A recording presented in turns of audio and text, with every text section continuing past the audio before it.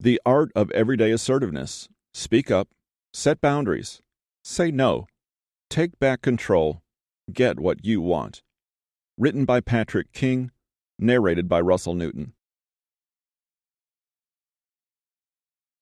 What does assertiveness mean to you? I can tell you what it means to me. Freedom. It's not necessarily freedom from others or from the obligations in my life, but assertiveness is the freedom to choose what I want to do and not to be beholden to people, places, and things. It might sound insignificant, but it's absolutely not. It's analogous to the difference between feeling like you're drowning versus treading water effortlessly. If it sounds familiar, then welcome to the first step in taking back your time, energy, and life. I'm a recovering people pleaser, passive person, and overall doormat. I realize now that I acted in this manner for a few reasons. First, I didn't know that it was okay to say no to people. Second, I felt like people would hate me if I disagreed with them. Third, I literally didn't know the words to use. These things sound almost silly to read back as I write them, but I know I'm not alone in them. I'll dig into these factors deeper in later chapters. I wrote this book for me as much as for you. Becoming an assertive person who knows how to stand up for themselves takes far more than a few simple phrases in the guise of communication skills. It requires a deep look into the relationship you have with others and, more importantly, the relationship you have with yourself. That's why you'll go to extreme lengths to avoid conflict, unable to express yourself clearly and fairly without your emotions sabotaging you. That's also why you'll beat yourself up for being such a pushover, losing your temper, or following orders against your better nature. Assertiveness is, in theory, as easy as saying those simple phrases, "No," "I don't want to," and "Are you trying to take advantage of me?" But in practice, it's one of the most difficult lines to tread. How can you get your message across without insulting or enraging others? Is there a way to balance your needs with the requests of others? Let's take a look at a scenario that is likely familiar from one perspective or another. 3 friends had been meaning to meet up, so Keisha booked a table for dinner that night. She ordered the most expensive meal because her promotion allowed her to treat herself. Michael hadn't told them he was recovering from gastric flu and didn't order food, excusing himself, sweating and shaking, to throw up halfway through the meal. Gita had paid out for unexpected car repairs that day, and hiding a gasp when she saw the prices, just ordered a side dish so she could afford a much-needed drink. When the bill came, Keisha told the waiter they would split it 3 ways. Michael resented paying for their food when he should have been at home in bed, but he agreed, not wanting to disappoint Keisha. Gita, probably helped along by the house wine on an almost empty stomach, passive-aggressively groused that Keisha was too controlling and they should have canceled. There was palpable tension in the air until things became obvious and plain. "Why didn't you both just say?" Keisha asked as she theatrically paid for the entire meal amidst protests that turned into deafening silence. That was the last time they met up as friends. Most people can remember a time when they've played the role of Keisha, Gita, or Michael. Assertiveness would have been a very welcome 4th dinner guest. Michael's passive behavior stemmed from feeling too guilty to tell Keisha he wasn't feeling well enough to meet up. He felt obligated to make it out. Gita was ashamed of her financial situation and fearful of judgment, which bubbled into mistrust of Keisha's intentions. Despite Keisha's outward appearance, her low self-worth fueled her aggressive behavior surrounding where, when, and how they ate together. Have you been any or all of these people on some occasion? Assertiveness allows you to let people know where you stand, but in a way that doesn't change your relationship and doesn't attach negatively to the situation. If those things do happen, it won't be because of your actions or words. Think of assertiveness as a bubble protecting your values, availability, capability, and needs. Your confident bodyguard who stops things from spiraling out of control. Being assertive is calmly standing up for your rights and respectfully influencing others in potentially stressful situations. Again, It seems as easy as just speaking a few phrases directly and without subterfuge. But we instinctually know that people are anything but predictable or logical, so it's never that simple. How do you suppose Michael, Keisha, or Gita would react to an assertive pushback? We can never imagine it going well, though there are many ways to smoothly and strategically speak your mind. Whatever the case, it's this assumption that keeps us quiet until we reach our breaking points. One way to make assertiveness easier is to remind ourselves of what we're missing out on in our lives. What's at stake? It is anything but trivial, and it compounds on a daily basis if you don't speak up. Asserting your needs. We all have needs, psychological or physical, and the inability to be assertive means your needs will often go unfulfilled.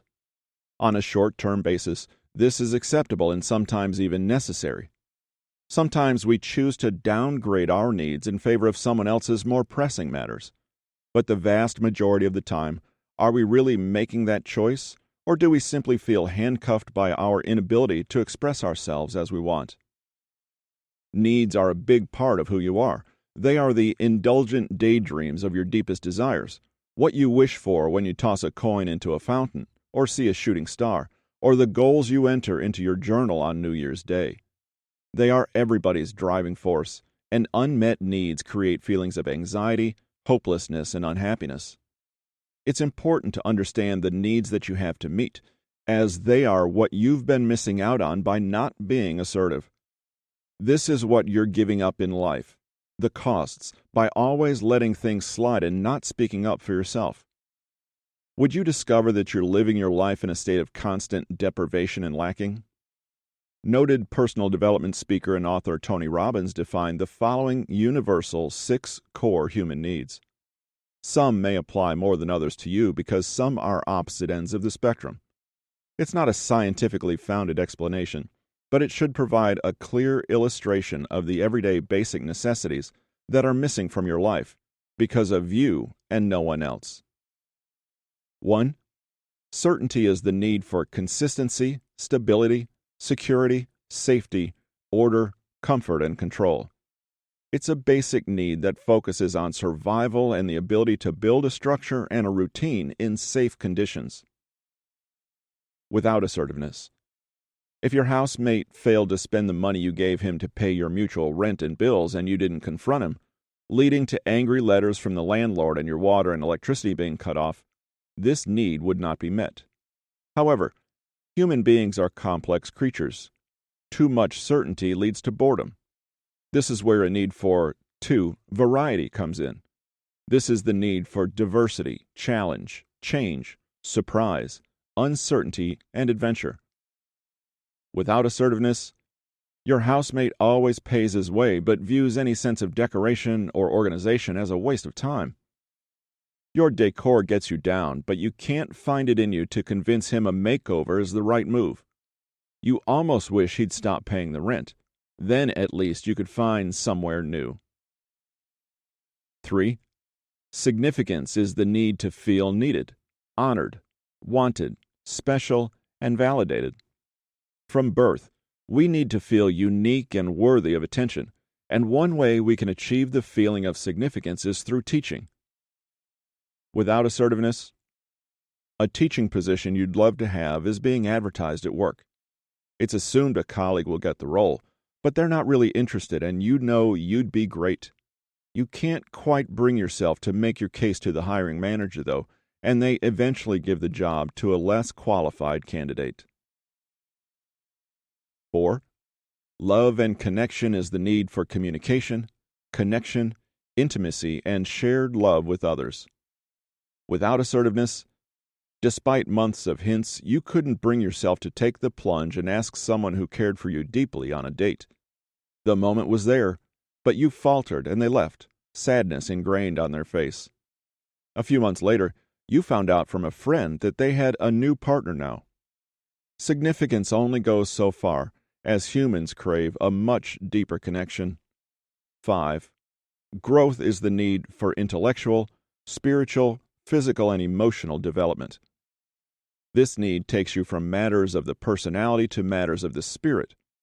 Without the previous needs taken care of, you can't begin to grow. Without assertiveness, your company is offering training in public speaking, but when signing people up, they laugh and walk past you, joking that the timid mouse wouldn't dare. You stare silently at their backs as they walk off and resign yourself to the fact that people like you don't deserve to conquer their fears. Finally, 6.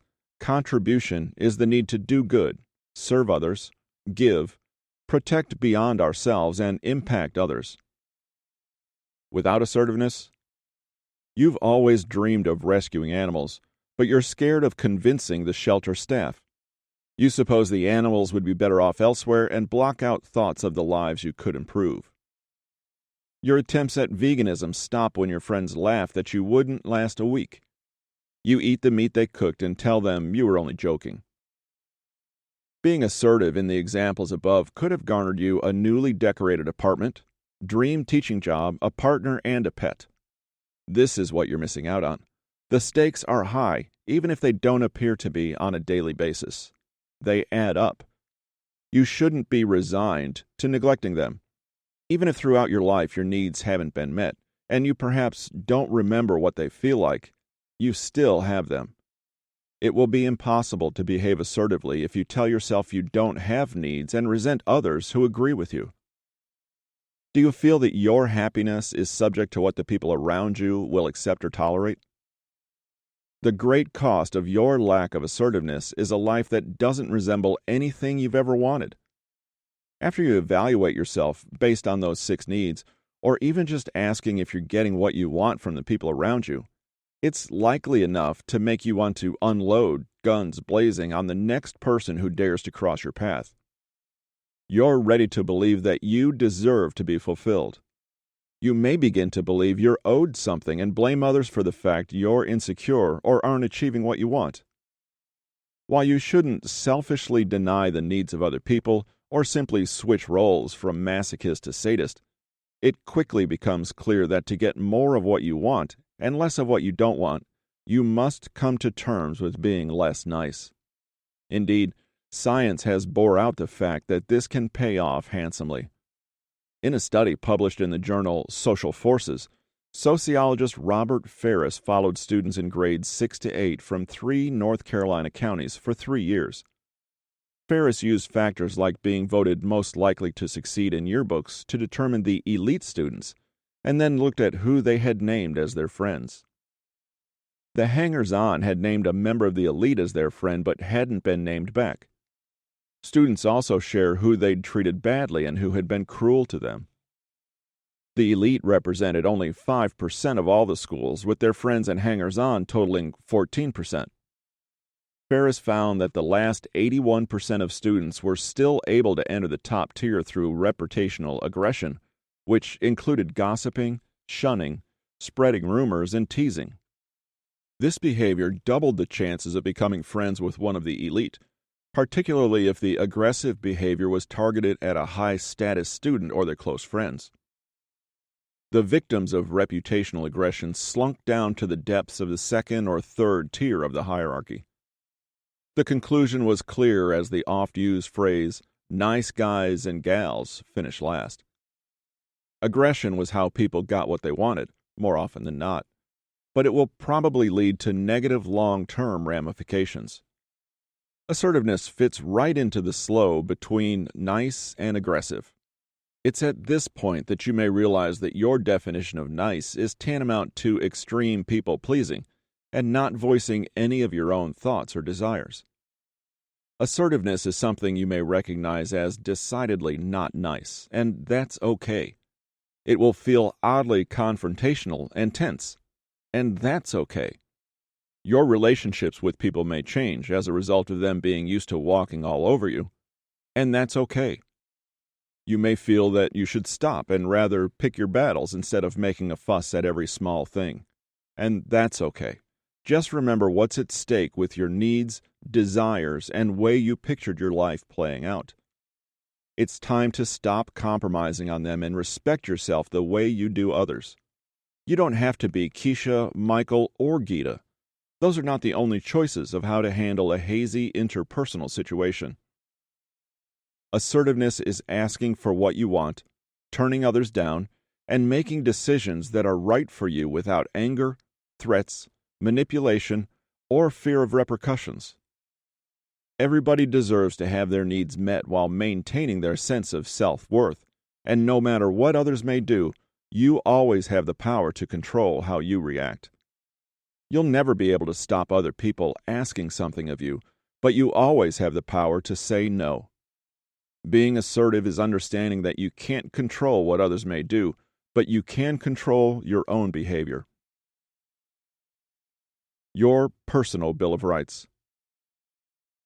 Let's end this introductory chapter with what should be your rallying cry. This is a powerful reminder of what you shouldn't ever apologize for and what you are due as a human being. This sets the empowering tone for the rest of the book. It's your responsibility to assert your personal Bill of Rights, as no one is going to do it for you. You can't depend on people to consider how they might be infringing on them, as they'll be focusing on how they can achieve their own satisfaction.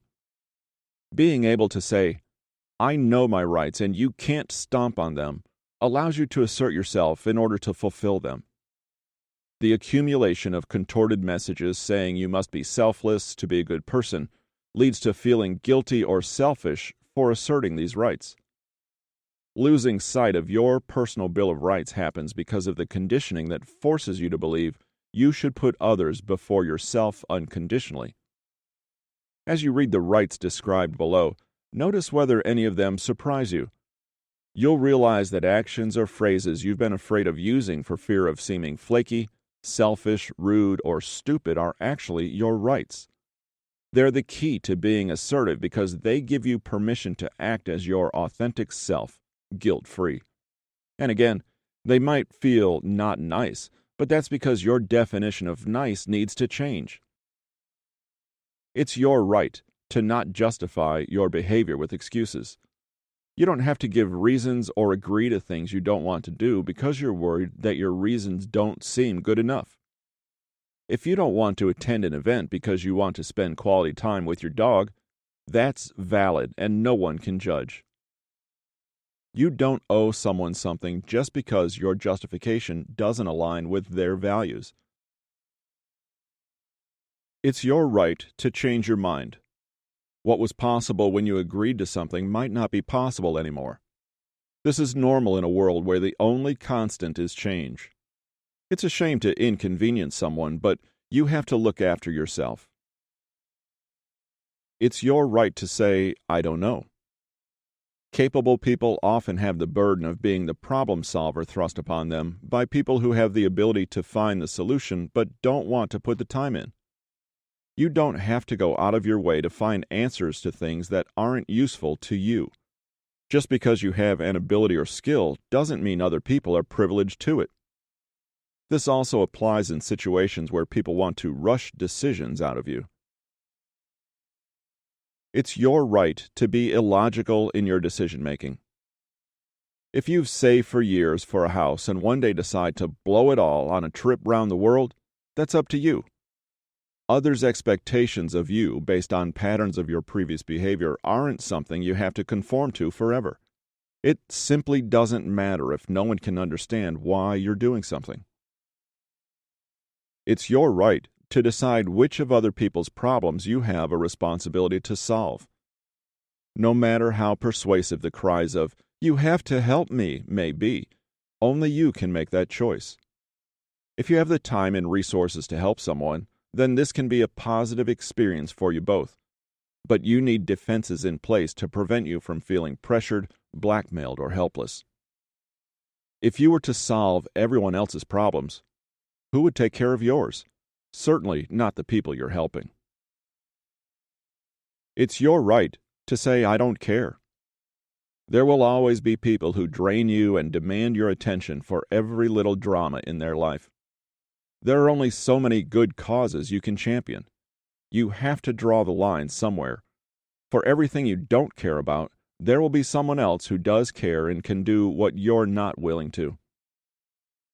You've now seen just how many things you deserve that you've been missing out on because you haven't realized that the only person who can provide them all is yourself. You deserve to prioritize yourself and be the hero in your own movie, not the martyr who gives their life to save everyone else. Prioritizing time for you to meet your own needs and giving up the pursuit of altruism will improve your well-being. You can't please everyone all the time, so start with yourself, which is the first step to assertiveness. Takeaways. 1. Assertiveness requires a delicate balance, especially if you are new to it. You may have started as too passive, but take care not to swing into the aggressive territory where you're robbing other people of their needs. You can't control what others do or how they might respond to you, but you can control your own behavior. 2. Tony Robbins succinctly articulated the 6 needs of human happiness you're likely keeping yourself from as a result of lacking assertiveness. They are certainty, variety, significance, love and connection, growth, and contribution. This is what's at stake every time you come to a fork in the road and consider shrinking away from the moment. It's not trivial and can lead you to a life you want or a life you don't. 3. The power to live as you want is within your hands, not to be dictated by the acceptance or tolerance of the people around you. Yes, sometimes that might require you to step on the toes of other people, but you are not living for other people.